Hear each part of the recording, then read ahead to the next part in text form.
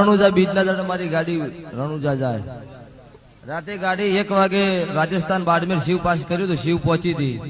અને રાજસ્થાન ચિત્તોડગઢ થી એક ભાઈનો ફોન આવ્યો કે ભુવાજી હું ગાડીમાં બદલી મારવા ગયો તો અને બીજા ભાઈએ મને ગાડીમાંથી મારીને રાજસ્થાન વન વગડામાં ઉતાર્યો.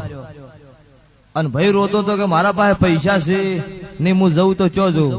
એ દાડે ચાલુ ગાડીમાં મુંદરના ગોળીવાડિયા 4 જણા 5 જણાની સાક્ષી છે.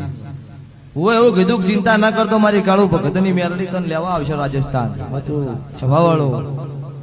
એ ભાઈનો હોટલ ઉપર મૂકીને હોટલ વાળાથી વાત કરી. હોટલ વાળા ભાઈનો હુવાર્યો. સવાર દાડો કે ભાઈ 4 વાગે રવાના થઈ ગયો હેડતો રોડમાં થવા.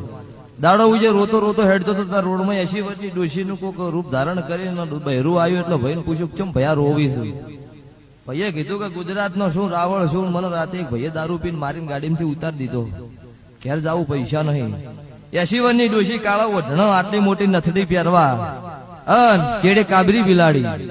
અને એને એવું કીધું કે ઉભો રહ્યો હોય રોમત તને જે રાતે મારીને ઉતારીને જો હો ને એ ગાડી પેલી આવે તને લેવા આવે પાછી. અને ગાડીમાં બેસીને જતો રહો. અને ગુજરાતમાં જઈને બીજી વખત ગાડી પગ ના મેળ નહીં. આવું જાચો જાત કહેવા જે હું ચિત્તોડગઢ રાજસ્થાનમાં કળજુગમાં કાળુ હીરાની મેલડી આટલી હાજર છું.